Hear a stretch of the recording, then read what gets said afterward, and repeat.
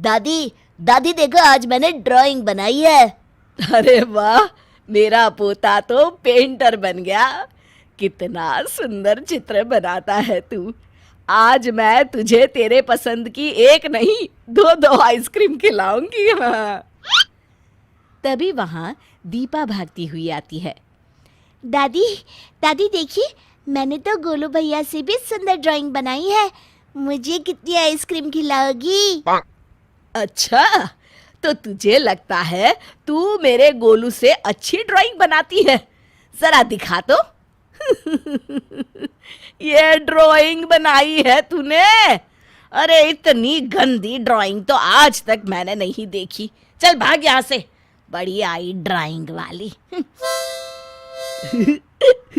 अब जा यहाँ से। हॉल के दूसरे कोने में खड़ा विशाल सारा माजरा देख रहा होता है। कमला का गुस्सा जग जाहिर था, इसलिए कमला को जवाब देने की हिम्मत घर में किसी की भी नहीं होती थी।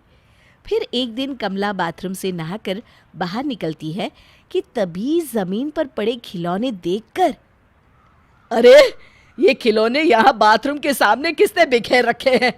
जरूर दीपा ने ही रखे होंगे। ये लड़की कभी नहीं सुधरेगी, अभी बताती हूँ इसे।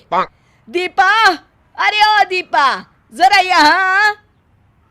तभी दीपा दौड़कर वहां आती है। क्या हुआ दादी, आपने बुलाया मुझे? अरे महारानी, एक बात बता, तुझे खेलने के लिए पूरे घर में सिर्फ यही एक जगह मिली थी? अभी अगर मैं गिर जाती तो? तभी वहां विशाल आ जाता है। क्या हुआ माँ? अरे तेरी आंखें हैं या बटन, तुझे दिखाई नहीं देता कि तेरी लाडली ने यहाँ बाथरूम के सामने खिलौने बिखेर के रखे हैं? अरे मैं फिसल कर नीचे गिर जाती और मेरे हाथ पैर टूट जाते तो? लेकिन माँ मेरी बात तो सुनो। अरे चुप कर। तभी गोलू खेलते खेलते वहां आ जाता है। अब ये खिलौने तो गोलू के हैं, वो सुबह से यहाँ खेल रहा था। अरे मेरे खिलौने? गोलू एक एक कर अपने खिलौने उठाने लगता है। कमला ये सब देख बगले झांकने लगती है और गोलू का हाथ पकड़कर कहती है, अरे गोलू बेटा, चल हम बाहर चल के खेलते हैं। इस तरह कमला गोलू को लेकर वहां से चली जाती है।